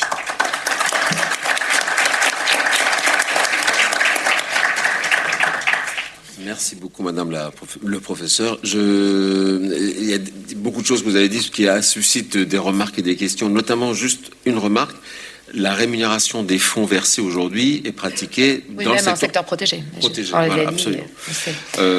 Mais ça pose les mêmes questions. Et que les promoteurs seraient heureux que vous arriviez à démontrer que c'est interdit, parce que c'est à 4% ou 4,5%, c'est très très lourd. Je vais immédiatement passer la parole à Monsieur Perinet-Marquet. Monsieur le professeur, vous allez vous interroger sur la nature de la VFA, le contrat de VFA et la surélévation d'immeubles. Et comme on a pris un tout petit peu de retard, je ne vais pas plus loin, je vous laisse la parole. Merci, Monsieur le Président.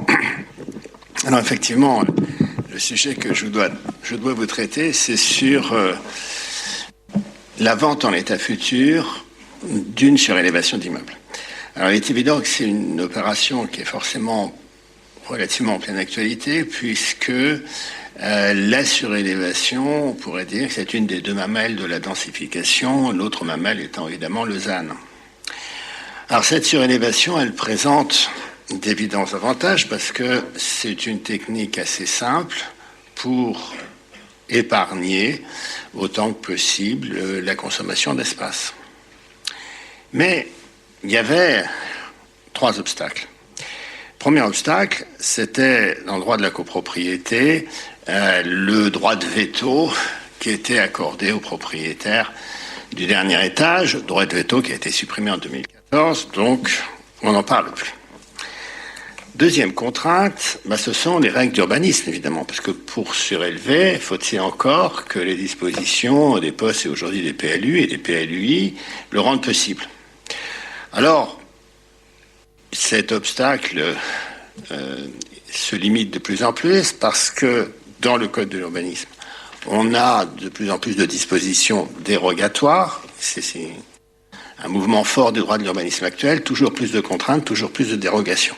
Et là, si vous regardez les articles 152.6, 6.2 et 6.4, vous verrez des dérogations aux règles de hauteur, aux règles de gabarit dans un certain nombre de cas qui vont s'appliquer. Et on sait que un certain nombre de communes, de grandes communes, ont dans leur PLU pris des dispositions pour permettre facilement la surélévation. Donc, ce deuxième obstacle existe toujours, mais de manière limitée. Troisième obstacle, ce sont évidemment les obstacles techniques. Il faut que la structure de l'immeuble soit apte à la surélévation. Et celui-là, on ne peut pas le supprimer d'un trait de plume législatif ou réglementaire, évidemment plus gênant. Et ça va limiter quand même considérablement les possibilités. Quand on discute avec les professionnels, on voit que le potentiel d'immeubles surélevables, c'est au grand maximum 10%. Alors c'est à la fois peu et beaucoup. Pour vous donner une idée, à Paris, on a à peu près 100 000 immeubles. Si on fait 10 000 surélévations, on crée 40 000 logements. Il y a 1 300 000 logements à Paris. Ça représente 3% des logements. Donc imaginez que la surélévation va résoudre le problème des logements, c'est comme imaginer que le BRS va résoudre le problème de la propriété, ou de l'accession à la propriété. Bon. Mais ce qui est quand même intéressant, c'est en valeur absolue le chiffre. Si on peut faire 10 000 surélévations à Paris, ça va être 10 000 contrats de VFA, et même beaucoup plus sans doute, puisqu'on va faire plusieurs locaux dans chaque surélévation. Donc ça, c'est évidemment très intéressant. Et je vais donc étudier cette opération en voyant un peu le contexte de la VFA et puis l'adaptation du contrat en matière de surélévation. Alors je vais commencer par le contexte de la VFA, c'est-à-dire le montage de l'opération qui va évidemment influer sur la VFA. Avec deux hypothèses de départ. Première hypothèse, l'immeuble est une monopropriété. J'ai un immeuble de bureau qui appartient à un investisseur. Deuxième hypothèse que je verrai plus tard, l'immeuble est en copropriété. Donc, première hypothèse, j'ai un immeuble en monopropriété. Le propriétaire peut alors envisager lui-même de rehausser. Il peut vendre le droit de surélever et laisser faire l'opération par un tiers. Et dans les deux cas, que ce soit lui ou que ce soit le tiers, j'aurai évidemment des ventes d'immeubles à construire qui scanderont l'opération. Et l'acquéreur en état futur, dans les deux cas, il va se retrouver propriétaire de l'immeuble. Et puis, est-ce qu'il va être propriétaire du sol? Et c'est là où la question devient intéressante parce que on peut se poser la question, j'ai un immeuble unique avec un seul propriétaire, est-ce que je peux dire, tiens, je vais faire la surélévation dans un volume et puis je vais faire un autre volume avec l'immeuble subsistant. Avec les avantages et les inconvénients que consiste le fait de faire des volumes plutôt qu'une copropriété. Alors, le débat, il est lié en partie au texte législatif, même si il n'y a pas de texte qui vraiment prohibe ou autorise ce montage. Il y a l'article 28.4 sur la scission qui interdit la scission en copropriété d'un bâtiment unique, mais là, c'est pas une scission. Et puis, on a l'article 1er de la loi de 65 grand 2, qui est souvent présenté comme interdisant aujourd'hui le montage en volume, mais je ne suis pas convaincu que cette lecture soit forcément la bonne, ce qui ne veut pas dire que le montage est autorisé, mais en tous les cas, trouver un argument dans la loi de 2019 ne me paraît pas être forcément une bonne idée, parce que le but de la rédaction nouvelle, c'était ça n'a pas été, et comme le texte a été rédigé au CNTGI, je suis bien placé pour en parler, le but du texte n'a pas été d'interdire la scission en volume dans un immeuble unique, ça n'a pas été évoqué, c'était autre chose, c'était surtout de permettre la possibilité de gérer autrement qu'en copropriété des immeubles dans lesquels on ferait des lots, mais qui n'auraient aucun lot d'habitation. Dans lesquels on ferait des lots. Mais si je ne fais pas des lots et des volumes, c'est pas la même chose. Et donc là, je ne relève pas du premièrement, mais du deuxièmement, et on ne peut pas faire de lien entre les deux hypothèses. Alors, on voit tout de suite le débat. Je crois que tout le monde est à peu près d'accord pour dire, si dans mon immeuble, j'ai aucun lot à usage d'habitation, rien ne m'empêche de faire des volumes. Là, on est d'accord parce que je ne fraude pas la loi de 65, puisqu'aujourd'hui, je ne suis pas obligé d'utiliser la loi de 65, même si je fais des lots et pas des volumes à l'intérieur de mon immeuble. La question, elle est ailleurs.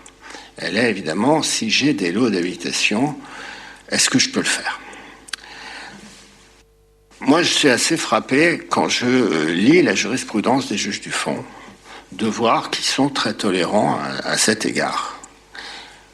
Et j'arrive pas à comprendre, d'ailleurs très bien pourquoi, par rapport à ce qu'on voit en doctrine, mais c'est ainsi. Je vous cite juste, parce qu'on n'a pas beaucoup de temps, je vous citais un arrêt, Lyon, 14 décembre 21. Donc on avait deux volumes, on avait un volume d'habitation, l'hôtel usage commercial, un très classique, dans un immeuble unique. Et l'arrêt dit, à cet égard, le syndicat des copropriétaires ne peut valablement prétendre que l'ensemble immobilier constitue un tout indissociable de sorte que les locaux du rez-de-chaussée ne sont pas dissociés ni exclus de la copropriété. Cet argument visant en fait à contourner le principe de la division de l'immeuble en volumes indépendants posé par le DDV et les règles qui en résultent. Donc si ce n'est pas une validation totale d'un montage en volume avec des lots d'habitation dans un immeuble unique, je ne vois pas ce que ça peut être d'autre.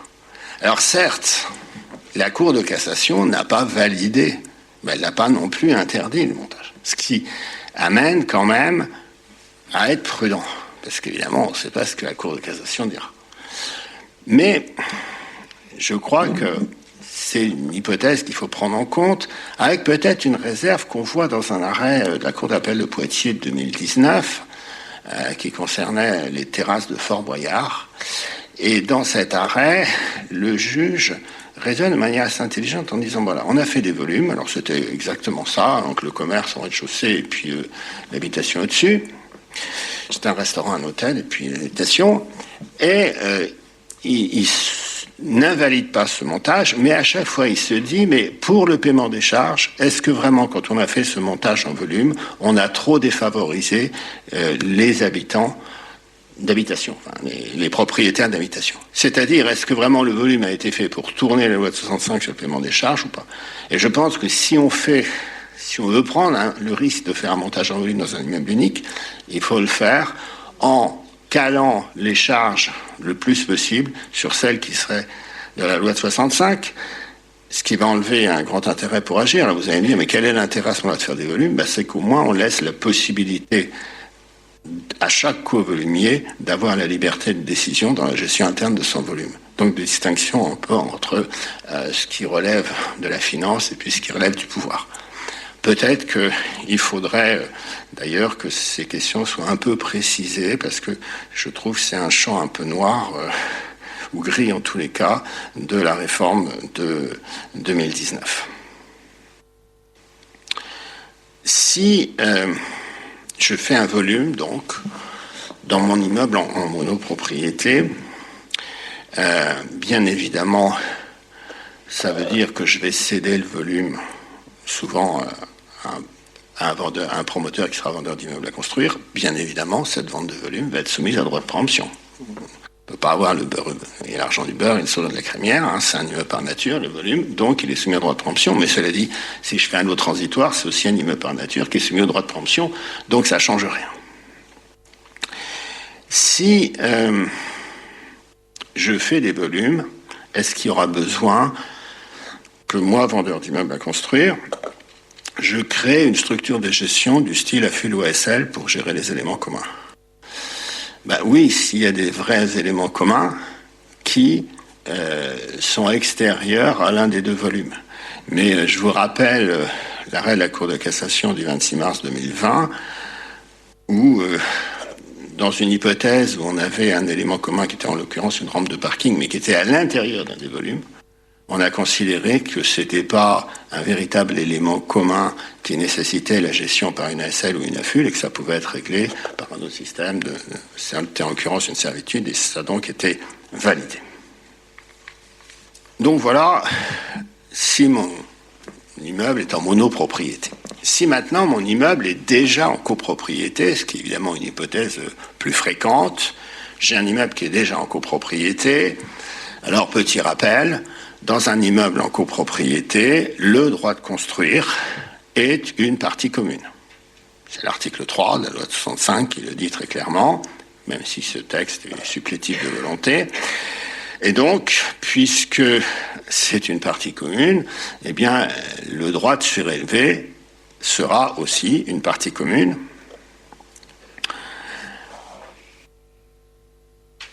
Donc, le syndicat peut parfaitement exercer lui-même ce droit de construire, mais ce qui va être rarissime, parce que là, il prend une responsabilité que très souvent, il n'a pas envie de prendre, où il va céder ce droit de construire. Alors, est-ce que le syndicat pourrait se dire, tiens, ben, je vais vendre le droit de construire, mais je vais le vendre en faisant un volume pour garder ma copropriété à moi, et puis faire un volume, donc faire comme si j'étais en monopropriété, avec deux volumes. Il est évident qu'ici, il ne s'agirait pas d'une scission en volume, puisqu'on n'est pas du tout dans la procédure de l'article 28 de la loi 65, car la scission en volume, je rappelle, ce sont des copropriétaires qui décident de partir. Et là, ce n'est pas du tout le cas. C'est des copropriétaires qui voudraient isoler une partie de l'immeuble. En plus, s'ils voulaient faire ça, ils ne bénéficieraient pas des majorités favorables de l'article 35, puisque ce ne serait pas l'hypothèse prévue de surélévation, mais cession d'une partie commune, ce serait la majorité de l'article 26. Donc, de ce point de vue-là, il n'y a pas vraiment d'intérêt. Et puis, ça pourra avoir l'inconvénient pour eux quand même, s'ils font un volume, de perdre justement le contrôle de ce volume. On sait bien que les copropriétaires, ils aiment bien justement plutôt garder le contrôle que le perdre. Et notamment garder le contrôle, par exemple, des destinations qu'il y aurait dans le volume. Alors évidemment, ils peuvent le faire contractuellement. Donc finalement, les intérêts sont assez limités. Et puis surtout, le risque est quand même très grand parce que autant dans une monopropriété de départ le faire, au regard de la jurisprudence, c'est peut-être admissible. Autant le faire dans un immeuble qui est déjà en copropriété, je le vois pas très bien. Donc, en fait, ils vont utiliser la procédure qui est prévue pour cela, et qui d'ailleurs a été assouplie pour qu'elle soit facile à mettre en œuvre, qui est donc la procédure de l'article 35, la procédure de la surélévation, avec donc création d'un lot transitoire qui va être ensuite pour être vendu, alors ce lot transitoire étant vendu à un promoteur vendeur d'immeubles à construire qui ensuite fera l'opération. On sait que la décision doit être prise à la majorité de l'article 25 dans l'hypothèse où l'immeuble est situé dans une zone urbaine d'un PLU, parce qu'évidemment l'hypothèse sur élévation de copropriété en zone agricole sont quand même assez rares, donc on sera à une majorité simple. Avec en plus aujourd'hui la passerelle de l'article 25.15, ça veut dire que vraiment on a mis la barre très bas. On va donc créer un lot transitoire. Le lot transitoire, attention, il doit être précisément défini quant à la constructibilité qu'il donne. Mais là, c'est pas gênant, puisqu'on ne voit pas des copropriétaires ne pas définir très précisément ce qui va être au-dessus de leur tête. Donc, l'inconvénient du lot transitoire n'existe pas. Et, je le rappelle, il n'y a plus de droit de veto des propriétaires du dernier étage. Ils ont simplement un droit de préemption. Alors, ce droit de préemption, il est rarement utilisé. Moi, je l'ai vu utilisé quand même par un copropriétaire qui décidait de faire l'opération. Et ça pose d'ailleurs quelques particularités parce que normalement, évidemment, le copropriétaire qui reprend le droit de construire, qui préempte ce droit de construire, il doit refaire l'opération exactement telle qu'elle a été votée par les copropriétaires. Mais à une variante près quand même, c'est qu'on ne peut pas lui imposer de reprendre le même promoteur. Sinon, je ne vois pas très bien comment on pourrait faire les choses. Et lui, il peut avoir pratiquement le droit de prendre un autre promoteur. Ce qu'il faut, c'est que les modalités de l'opération, le nombre de mètres carrés construits, la hauteur, etc., soient absolument identiques. Et bien sûr, le prix aussi. Voilà donc le contexte, vous voyez, qui n'est pas très compliqué si on met à part cette petite question d'époque. Alors maintenant, on va rentrer dans l'opération elle-même avec les particularités contractuelles et la responsabilité. Alors sur les particularités contractuelles, en fait, il n'y en a pas tellement parce que le droit de la vente d'immeuble à construire est quand même plutôt bien fait, il s'adapte assez facilement à beaucoup de choses. Et je vais juste lister rapidement 4 éléments de particularité. Première particularité, transfert de propriété. Dans l'article 1501.3, on nous dit bien, dès la signature de la vente d'immeuble à construire, l'acquéreur, il a des droits sur le sol. Des droits sur le sol. On ne dit pas qu'il a un droit de propriété sur le terrain, et c'est très bien fait, parce que ça veut dire que la formule s'adapte aussi bien à l'hypothèse où on est en copropriété, où on va effectivement avoir des droits sur le sol, des droits indivis sur le sol, comme tout copropriétaire, mais ça s'adapte aussi à l'hypothèse où on a des droits qui seront, des droits sur un volume, ce sera un droit de propriété, mais qui ne sera pas un droit de propriété sur le terrain, évidemment, dans cette hypothèse-là, si on a fait un montage en volume. Deuxième petite précision, c'est la maîtrise d'ouvrage. L'article 1101.3 nous dit « La maîtrise d'ouvrage appartient aux vendeurs d'immeubles à construire ». Alors ici, on pourrait se dire, oui, mais alors, attention, parce que la vente d'immeubles à construire, elle aboutit, si je suis, alors, pas cette fois en volume, mais dans une opération de copropriété avec de l'eau transitoire, le vendeur d'immeubles à construire, il va construire des parties privatives pour lui, mais il va construire aussi des parties communes, et ces parties communes, elles sont pour le syndicat, pourrait-on penser. Donc, si elles sont pour le syndicat, est-ce que finalement le syndicat ne serait pas, d'une manière ou d'une autre, maître d'ouvrage ? Alors évidemment pas, puisqu'il ne faut pas oublier un élément extrêmement important, le syndicat n'est jamais propriétaire des parties communes. Il n'en est que le gestionnaire. Les parties communes, ce sont des parties indivises à l'ensemble des copropriétaires. Et donc, on considère qu'ici, il n'y a aucune raison de penser que le syndicat pourrait être en quoi que ce soit maître d'ouvrage, il ne commande pas, il ne paye pas les travaux, et même les parties communes, in fine, ne lui appartiendront pas, il les gérera seulement.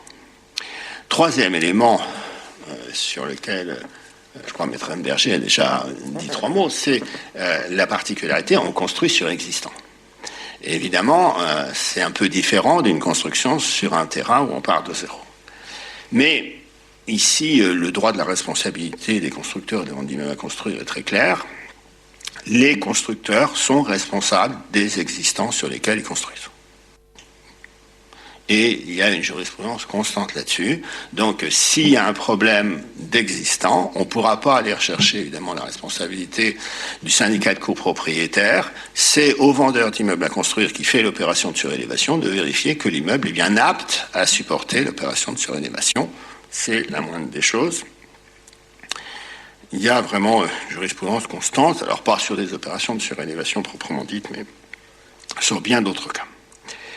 Comme on construit sur l'existant, on va aussi avoir nécessairement des problèmes de ce qu'on pourrait appeler des inconvénients de voisinage liés à la construction sur l'existant. Et l'article 36 de la loi de 65 dit d'ailleurs que les copropriétaires qui subissent des dommages ont droit à une indemnité, etc.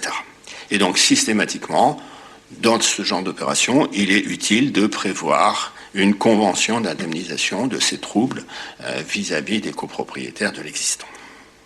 Et puis, dernier élément de particularité, c'est le paiement du prix dans le secteur protégé. La grille de l'article L261-14, elle a un premier seuil, c'est 35% à la réalisation des fondations. Ben là, les fondations, ça va être quand même des fondations qui ont été faites il y a longtemps. Est-ce que ça veut dire que on va pouvoir demander alors pratiquement 70% qui est le stade du dessus ou des, enfin pas tout à fait 70% mais presque 70%? Je crois vraiment pas, pour 2 raisons. La première raison, c'est qu'il ne faut pas oublier que l'article 261-14, tout comme l'article 1601-3, dit bien que le versement se fait au fur et à mesure de l'exécution, de l'avancement des travaux. Donc il faut tenir compte de l'avancement des travaux, et un juge dans le secteur protégé annulerait évidemment une obligation de versement trop forte dans une opération de surélévation. Et puis, en plus, bon, qu'est-ce qui va se passer? Qu'est-ce qu'on peut prendre au moment de la signature?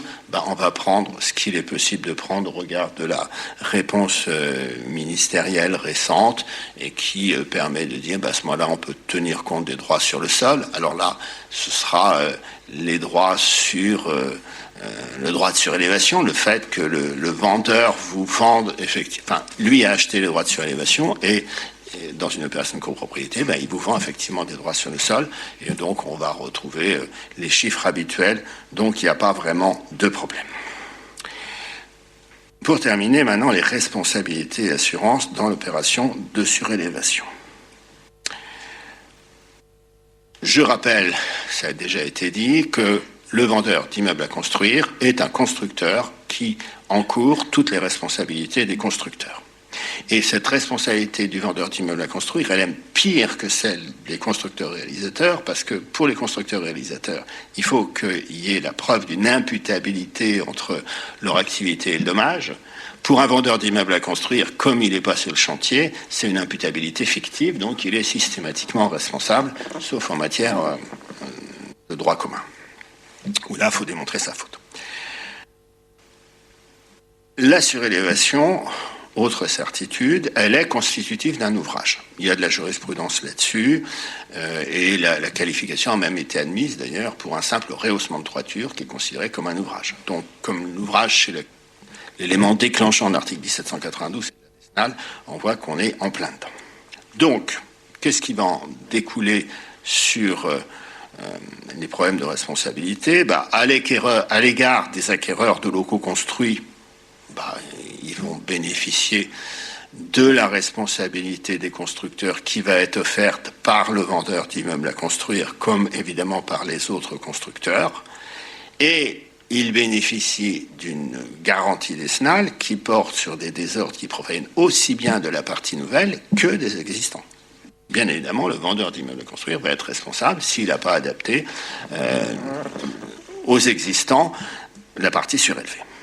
Et le vendeur d'immeubles à construire n'aura aucune action récursoire, et les constructeurs non plus, contre le syndicat des copropriétaires, puisque, je le rappelle, il a l'obligation de vérifier au titre des éléments préparatoires, je dirais, à sa construction, de vérifier l'état des existants et les désordres, sauf dans l'hypothèse absolument rarissime où il y aurait force majeure, où les désordres de l'existant seraient constitutifs de force majeure, mais enfin, ça, c'est vraiment 0,01% des cas. Alors, la question plus intéressante ici, dans cette opération de surélévation, c'est mon vendeur d'immeuble à construire. Il a donc réalisé la surélévation. C'est clair qu'il est responsable vis-à-vis des acquéreurs, bien sûr, mais si j'ai des désordres qui touchent les existants, c'est-à-dire la copropriété d'origine, quid? Eh bien, quand on lit la littérature d'origine d'application de la loi de 78, le COPAL, il avait dit clairement, non, la loi de 78 ne s'applique pas aux existants. Or, cette position a été battue en brèche, et aujourd'hui, on doit considérer que la responsabilité des constructeurs s'applique à l'existant pour... je vous donne 3 arguments, enfin, il y a plein de jurisprudence. Premier argument, c'est la jurisprudence dès les années 90 qui est relative aux inserts. Vous savez, le grand classique, on installe un insert, l'insert prend feu et met le feu à la maison. La construction, l'ouvrage, c'est l'insert. L'existant, c'est la maison. La Cour de cassation a dit depuis 90, même avant, le constructeur, il est responsable des désordres à l'existant, alors que ces existants sont extérieurs. Deuxième argument imparable, c'est qu'on a été obligé de mettre un texte dans l'assurance obligatoire, dans l'assurance construction, pour dire, attention, il y a des cas où l'assureur, on le verra tout à l'heure, n'est pas redevable à l'égard des existants. Mais on ne l'a pas dit pour la responsabilité. Donc on a exclu les existants de l'assurance, dans certains cas très limités. A contrario, ça veut dire que si on l'exclut de l'assurance obligatoire, c'est qu'ils sont dans la décennale. Et puis, on pourra avoir un troisième raisonnement, c'est toute la jurisprudence sur le ravalement d'étanchéité. Le ravalement d'étanchéité, les désordres, ils sont à l'existant. L'ouvrage, c'est le ravalement. Décennale pour existant. Bien. Alors quand même, attention, il faut, pour que cette jurisprudence marche, que les existants soient la propriété du maître d'ouvrage. Et donc là, si j'ai fait un montage en volume, je vais être quand même en porte-à-faux, parce que c'est pas les mêmes propriétaires dans les deux volumes. Donc là, la jurisprudence, ça va pas marcher. Et donc, je ne serai pas en responsabilité décennale a priori, je serai en droit commun avec de la délictuelle, puisque par hypothèse, celui qui a fait les travaux, il n'est pas co-contractant des constructeurs, et donc je serai en délictuel ou en inconvénient normal de voisinage. j'ai deux... Enfin, une fois qu'on a dit ça, il y a une difficulté qui reste pour l'immeuble en copropriété. Est-ce que le constructeur, le vendeur d'immeuble à construire, il va être responsable des désordres dans un immeuble en copropriété? Et la réponse pourrait être ambiguë, parce qu'on pourrait se dire, finalement, il construit la surélévation, mais le reste de l'immeuble, c'est pas le même immeuble, c'est pas les mêmes propriétaires. Donc si c'est pas les mêmes propriétaires, c'est pas de la responsabilité des SNAP. En fait, comme il y a des parties communes qui sont communes à tout le monde, la jurisprudence applique sans problème la responsabilité des SNAL dans cette hypothèse-là. Regardez un arrêt de la Cour d'appel de Bordeaux du 12 mai 2022, par exemple, et il le dit très clairement ici. Donc, le vendeur d'immeuble à construire va être responsable des désordres aux parties évidemment nouvelles vis-à-vis des acquéreurs. Il va être responsable des désordres aux existants sur la partie ancienne. Question, qu'est-ce qui se passe pour l'assurance construction obligatoire? Alors, pour la partie nouvelle, il ne se passe rien de spécial. Puisqu'il est responsable en DSNAL, il doit être assuré en DO, en RC. Mais pour les existants, alors pour les existants, on a un texte, justement celui dont je vous parlais tout à l'heure, qui dit « Ces obligations d'assurance, donc DORC, ne sont pas applicables aux ouvrages existants avant l'ouverture du chantier, c'est bien au cas, à l'exception de ceux qui, totalement incorporés dans l'ouvrage neuf, en deviennent techniquement indivisibles. » Et on se dit, là, je ne vois pas comment l'existant peut être totalement incorporé dans le neuf. Si les mots ont un sens, donc l'assurance obligatoire ne joue pas. Et c'est là où, quand on se contente de lire les textes, on passe à côté de la réalité. Parce que la jurisprudence ne dit pas ça. Et on voit bien que le juge n'applique pas toujours les textes. Il faut en être conscient. Et quand on regarde la jurisprudence, sur l'application de cet article, on voit qu'ils ont retenu un critère sur deux. Le critère que la jurisprudence a retenu, c'est « en deviennent techniquement indivisibles ». Si donc l'existant et l'ouvrage neuf deviennent techniquement indivisibles, ce qui est évidemment le cas ici, eh bien, on applique l'assurance obligatoire sans qu'il y ait besoin que ce soit totalement incorporé dans l'ouvrage neuf. Alors, il y a au moins un arrêt qui applique strictement, mais la plupart des autres non. Et il y a même un arrêt de Cour de cassation assez étonnant. Il est du 16 février 2022. Il n'est pas publié, mais je vous le signale parce que c'est un arrêt, vous savez, de rejet parce que le pourvoi est manifestement de nature, n'est pas manifestement de nature à entraîner cassation. Donc vraiment, votre argumentaire est nul. Et quel était l'argumentaire? C'était de dire justement, le juge, il a dit que c'était indivisible, mais il n'a pas appliqué le fait de l'incorporation. Et la Cour de cassation dit, votre argument est nul, circulaire, il n'y a rien à voir. Bon. Donc, résultat des courses. Si vous faites une opération de surélévation avec donc le risque de désordre à l'existant, eh bien, prenez une assurance RC et DO qui couvre les existants, parce que sinon vous aurez bien des soucis. Et pour vraiment terminer, je dirais que en fait, les trois exposés de ce matin montrent que la loi de 67 est une loi qui va bientôt avoir 60 ans, qui marche plutôt bien, qu'aurait besoin effectivement de quelques améliorations et réhabilitations. Je me souviens quand j'avais fait l'exposé des 50 ans, j'avais comparé la loi de 67 à un modèle et un top modèle. Quel top modèle n'a pas besoin de lifting ?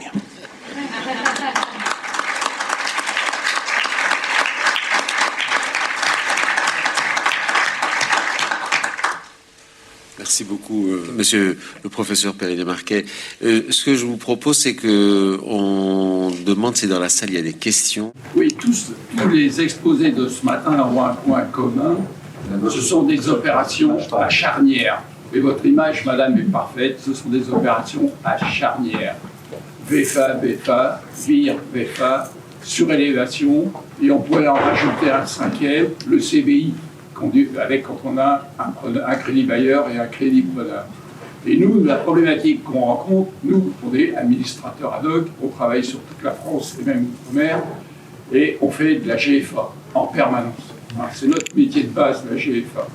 Et le problème qu'on rencontre, c'est le périmètre de la GFA. Et la plupart du temps, la difficulté qu'on rencontre, c'est que la charnière que vous évoquez, madame, elle grince. Elle grince tellement qu'on en a mal aux dents, parce que cette charnière, elle a été mal conçue. Et la plupart du temps, et c'est regrettable, cette charnière qui est fondamentale, elle n'a pas été vérifiée, c'est-à-dire que, excusez-moi, cher maître, de l'entendre parler à vos confrères, mais il n'est pas suffisamment vérifié à l'occasion des montages et des signatures la cohérence entre les montages juridiques et les obligations du garant. Et ça, c'est essentiel, parce que nous, quand on arrive derrière, dans le cadre du périmètre de la GFA qu'on doit définir, et c'est là qu'on se heurte à des problèmes considérables, que ce soit dans l'hôtellerie, notamment, on le rencontre récemment sur des hôtels, où des accords ont été pris, et en fait, ils ne sont pas opposables aux garants. Pourquoi ? Parce que, une fois encore, la fameuse charnière que vous évoquez, et vous avez raison, qui est fondamentale, il faut toujours avoir à l'esprit que pour assurer la pérennité des ouvrages, certes, la garantie, on sait très bien, elle est exceptionnelle, elle représente à peine 1% de ce qui est construit, mais il faut mesurer au quotidien les difficultés qu'on rencontre qui sont considérables, surtout qu'en fait, on a toujours derrière nous des acquéreurs qui attendent leur logement, qui sont pénalisés parce qu'ils n'ont pas leur logement. Et nous, on est amenés à affronter des problèmes considérables parce qu'on nous dit, désolé, dans le périmètre de la garantie, ça n'a pas été déclaré, des accords ont été pris soit avant et ils n'ont pas été vérifiés au moment des actes, soit après, et ça n'a pas fait l'objet d'avenant à la garantie. Mais pour nous, je peux vous assurer, c'est vraiment la galère. Donc je pense qu'il faut toujours rappeler cet élément fondamental d'assurer la cohérence, la fameuse charnière, non seulement entre les parties prenantes à l'opération, mais entre les parties prenantes à l'opération et le garant d'achèvement. C'est fondamental. Excusez-moi, monsieur, quand vous parlez de garant d'achèvement, vous parlez de garant GFA, garantie financière, c'est ça ? D'accord. Et vous dites que vous avez beaucoup de cas d'appel à la GFA ? Actuellement, on a plus de 40 mandats d'administrateurs en France. D'accord. C'est plus grave que ce que je pensais. Alors, je suis tout à fait d'accord avec vous et je pense qu'il y a une réflexion, mais on ne va pas trop en dire puisque Charles Gisbert va en parler. Il y a une réflexion sur plein de points sur la GFA, notamment savoir quels sont effectivement les rapports, ce que le notaire peut ou non demander au garant d'achèvement en passant par le promoteur ou le promoteur qu'est-ce qui a été déclaré, quelles sont les conditions de la garantie d'achèvement. Je crois que là il y a des petites précisions à apporter et puis pourquoi pas effectivement avoir une attestation un petit peu modélisée de GFA où effectivement le garant récapitule tout ce qu'il garantit et tout ce qu'on lui a dit. Et que de cette manière, les acquéreurs et le notaire pourra effectivement savoir quel est le périmètre exact de cette GFA, qu'est-ce qui a été porté à la connaissance ou non du garant. On pourrait imaginer, on en a parlé un petit peu dans le cadre de l'IEJ, on pourrait imaginer effectivement peut-être une attestation qui soit modélisée avec tous les éléments, c'est-à-dire à la fois les conditions et les éléments qui ont été déclarés au garant. Mais je suis d'accord avec vous. Bonjour, Jeanne-Claire Delahaye, ICAT Promotion. Je voulais juste revenir sur le couple VIR-VFA.